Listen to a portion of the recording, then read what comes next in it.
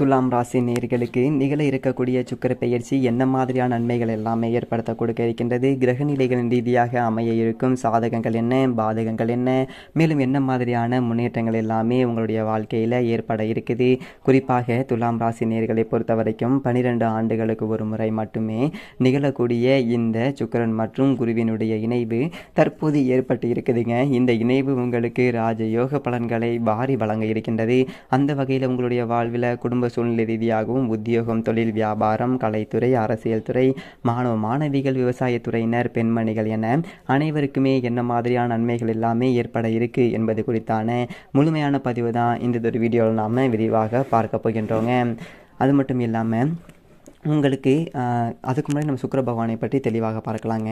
அதற்கு முன்னாடி உங்களுக்கு முருகப்பெருமானை ரொம்ப ரொம்ப பிடிக்கும் அப்படின்னா மனசில் ஒரு விஷயத்தை வேண்டுதலாக நினைத்து கொண்டு நம்மளுடைய கமெண்ட் பாக்ஸில் ஓம் முருகா போற்றி போற்றி அப்படின்னு சொல்லிட்டு மறக்காமல் 3 முறை பதிவு பண்ணிடுங்க. நீங்கள் எந்த ஒரு நிமிடம் அந்த ஒரு முருகப்பெருமானை எப்படி ஒரு விஷயம் செய்யும்போது நீங்கள் மனசில் நினைச்ச அந்த ஒரு விஷயம் கண்டிப்பாக உங்கள் வாழ்க்கையில் கண்டிப்பாக நடக்கும். நன்றி. சரி, வாங்க வீடியோக்குள்ள. சுக்கிரன் களத்திரக்காரகன் என அழைக்கப்படுகின்றார். அசுப குரு சுக்கிரன் ஆவாருங்க.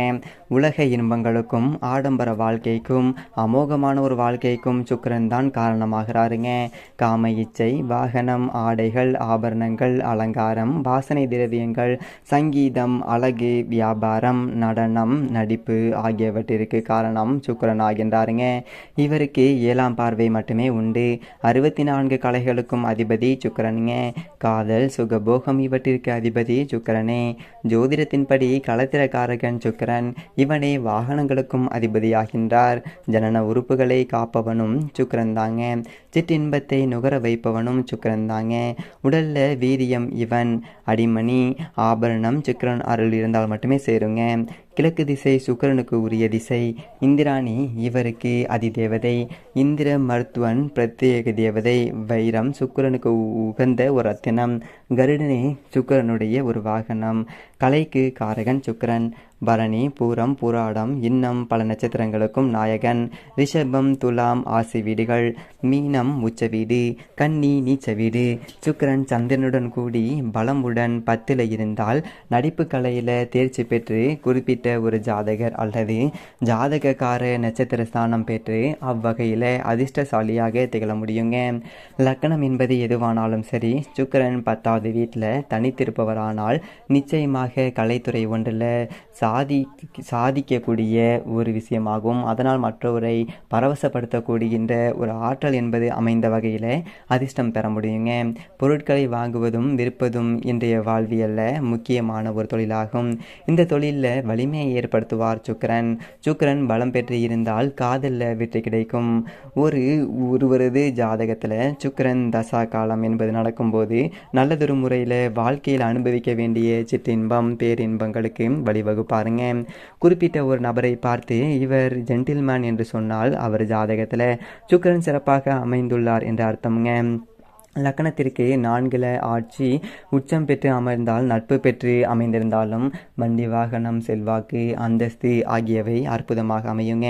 இது சுக்கிரனுடைய அதிகார தலமாகும். கஞ்சனூர் சென்று நீல ஆடை அணிந்து வெண் தாமரை மலர்களால் சுக்கிர பகவானையும் பிரார்த்திக்க வேண்டுங்க. இதனால் தொல்லைகள் என்பது நீங்கி நலன்கள் கிடைக்கும். சுக்கிர தோஷம் நீங்க அனைவருமே வழிபட வேண்டிய ஒரு ஸ்தலம் ஸ்ரீரங்கம். சுக்கிரன் அல்லது சுக்கராச்சாரியார் திருகுவின் மகன். அசுர குலத்தோருடைய தலைவன் விருட்ச பரமகன் குலகுரு. சுக்கிரனுடைய மகள் தேவயானி.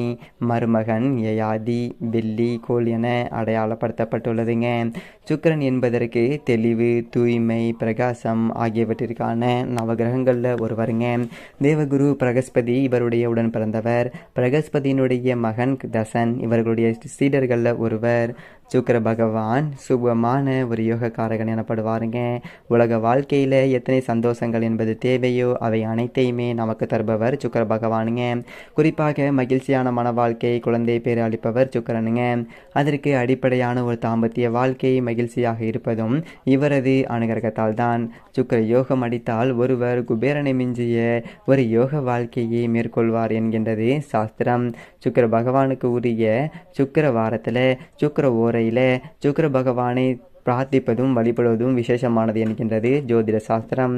அசுப குடியை கொண்ட அசுரர்களுடைய குரு சகலர்களுக்குமே மங்கள வாழ்க்கையை அளிப்பவர். இவர் பார்வை இருக்க பாவங்களும் துக்கங்களும் காணாமல் போகுங்க. பொன்னும் பொருளும் மழை என சேரும்.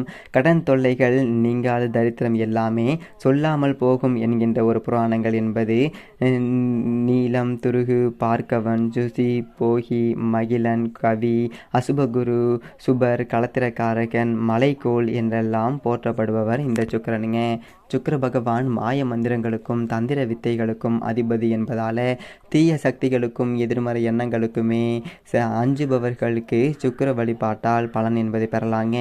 பணி செய்ய ஆட்கள், பறந்து விரிந்த ஒரு மாளிகை, வாகன வசதிகள், ஆபரண எச்சரிக்கை, ஊர் மிச்சும் வாழ்க்கை, 10 விதமான போகங்கள் என அத்தனை சுகத்துக்குமே சுக்கிரனே காரகத்துவம் பெற்றவருங்க. எனவே ஒருவருடைய ஜாதகத்தில் சுக்கிர திசை ஆரம்பிக்கும் காலத்தில் பூர்வ ஜென்ம புண்ணியம் சேர்ந்தால் அவர் சொல்ல முடியாத அதி அற்புதமான ஒரு பலன்களை அனுபவிப்பாருங்க. தெருவில் நடந்து செல்பவர் திடீரென அரசு வாகனத்தில் உயர்ந்த ஒரு பதவி பெற்று செல்வார். அவர் தொட்டது எல்லாமே பொன்னாகும், கண்ணில் பட்டது எல்லாமே சுகமாகும். அதே போல சுக்கிர யோக ஜாதகக்காரர்களுக்கு திடீர் அந்தஸ்துகளால் சகல வளங்களையுமே பெற்று சௌபாக்கியத்துடன் வாழ்வார்கள் என்கின்றது ஜோதிடம்ங்க. சரி, சுக்கிர பலன் இல்லாதவர்கள், ஜாதகத்தில் சுக்கிர யோகம் இல்லாதவர்கள் என்ன செய்யலாம் என்று உங்களுக்கு தோன்றலாம். ஒருவருடைய பூர்வ ஜென்ம பலாபலன்களுக்கு ஏற்பவே இந்த பிறவி அமைகின்றது.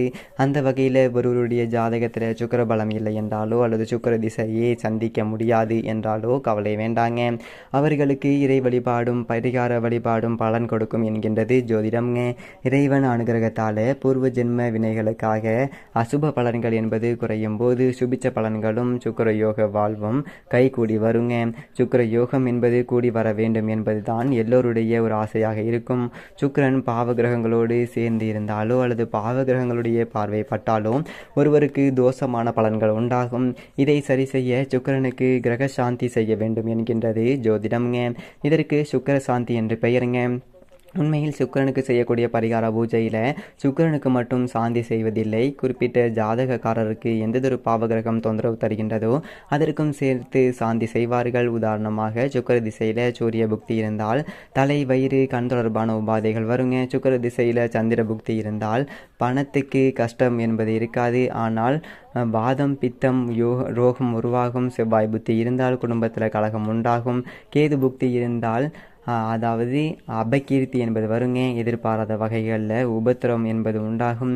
இப்படி சொல்லி கொண்டே போகலாங்க. இப்படி சுக்கிரன் நீசம் அதிகரித்தால் உண்டாகும் பிரச்சனைகளில் இருந்து மீள சுக்கிர பரிகார ஹோமங்கள் செய்யலாங்க. சாஸ்திரங்கள் சொல்கின்றது. விழுப்புரம் மாவட்டம் திண்டிவனம் ஆவணிப்பூர் சாலையில் உள்ள கீழ்தசார் என்ற ஊரில் எழுந்தருள் இருக்கின்றார் ஸ்ரீ மரகதாம்பிகை சமேத ஸ்ரீ சந்திரமௌலீஸ்வரர். இந்ததொரு கோவில் சுமார் 1500 ஆண்டுகள் பழமையானதொரு ஆலயம் முன்பு சுக்கிர பரிகார ஸ்தலமாக இருந்து வந்துள்ளது.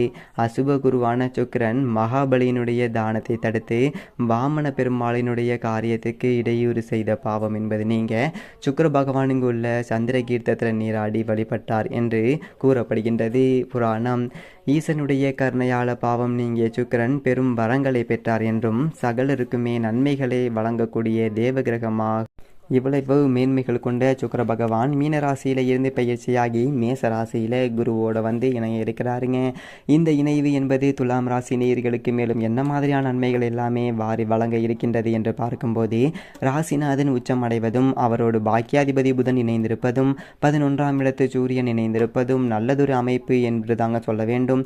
இதனால் எண்ணற்ற முன்னேற்றங்கள் என்பது குடும்ப சூழ்நிலை ரீதியாகவும் பொருளாதார ரீதியாகவும் ஏற்பட இருக்குதுங்க. குரு பகவானுடைய பார்வை ராசியில் விழுதுங்க. வீடு, வாகனம், சொத்துக்களை வாங்கி மகிழக்கூடிய ஒரு தருணமாக இந்த ஒரு காலகட்டம் அமைஞ்சிருக்குது. பயணங்கள் பலன் தருங்க. எடுத்ததொரு காரியங்களில் துரிதமாகவும் எந்ததொரு முயற்சிகளை நீங்கள் மேற்கொண்டாலும் அவற்றில் உங்களுக்கு வெற்றி கிடைப்பதற்கான ஒரு சாத்தியக்கூறுகள் அதிகம் இருக்குதுங்க. வேலை மாற்றங்களால் அனுகூலம் என்பது உண்டு. குடும்பத்தில் உள்ளவர்கள் ஆதரவு என்பது தெரிவிப்பாங்க. கலை இலக்கிய பணிகளில் உள்ளவர்களுக்கு முன்னேற்றம் என்பது ஏற்படக்கூடிய ஒரு தருணமாக தான் இந்த ஒரு காலகட்டம் அமைஞ்சிருக்குதுங்க. துலாம் ராசி நேயர்கள் பொது வாழ்வில் இருப்பவர்கள் நபர்களாக இருந்தீங்க அப்படின்னா இந்த பொது வாழ்க்கையில் உங்களுக்கு நல்லதொரு முன்னேற்றம் என்பது உண்டாக இருக்கின்றது. மக்கள் செல்வாக்கு உங்களுக்கு அதிகரிக்க இருக்குதுங்க. துலாம் ராசி நேயர்களை பொறுத்த வரைக்கும் வேலை இல்லாதவர்களுக்கு வேலை கிடைக்க இருக்கின்றதுங்க. என்ன இருந்தாலும் என்ன மாதிரியான விஷயங்களில் நீங்கள் சற்று கவனமாக இருக்க வேண்டும் என்று பார்க்கும்போது சூரியன் ராகுவோடு இணைந்து இருப்பதால் எப்பொழுதுமே மனதில் ஒரு இருட்டான ஒரு எண்ணம் என்பது இருக்குங்க. எதிலையுமே தயக்கமும் அச்சமும் இருந்து கொண்டே இருக்கும். தந்தையோட கருத்து வேறுபாடு என்பது ஏற்படுவதற்கான ஒரு வாய்ப்புகள் இருக்கின்றது என்பதால் எந்ததொரு முயற்சியை மேற்கொள்வதற்கு முன்னரும் நிதானம் உங்களுக்கு மிக மிக அவசியங்க. குடும்ப சொத்துக்கள் கைக்கு வருவதில் தாமதம் என்பது ஏற்படலாங்க. உறவுகளால் குறுக்கீடு அதிகரிப்பதற்கான ஒரு சாத்தியக்கூறுகள் அதிகம் இருக்கின்றது. பிள்ளைகளுடைய விஷயத்தில் சற்று கவனமும் எச்சரிக்கையும் தேவைப்படுகின்றதுங்க. அவர்கள் சமூக வலைதளங்களில் என்ன செய்கிறார்கள், என்ன பார்க்கிறார்கள் என்பதை கவனித்துக் கொள்வது உங்களுடைய கையில் தாங்க இருக்கின்றது. பெண்களால் சிலருக்கு அவப்பெயர் ஏற்படுவதற்கான ஒரு வாய்ப்புகள் உண்டு என்பதையும் கிரகநிலைகள் உங்களுக்கு அறிவுறுத்துதுங்க. துலாம் ராசினியர்களுக்கு கிரகநிலைகள் ரீதியாக கூறப்படக்கூடிய பரிகாரம் என்ன என்று பார்க்கும்போது மகாலட்சுமி தாயாரை வழங்கி வர மகத்தான நம்பிக்கை பிறக்கும். நல்வாழ்வு என்பது கிடைக்கும். செவ்வாய் தோறும் துர்க்கையை வழிபடுங்கள். எண்ணற்ற நன்மைகள் உங்களுடைய வாழ்க்கையில் ஏற்படுவதற்கான சாத்தியக்கூறுகள்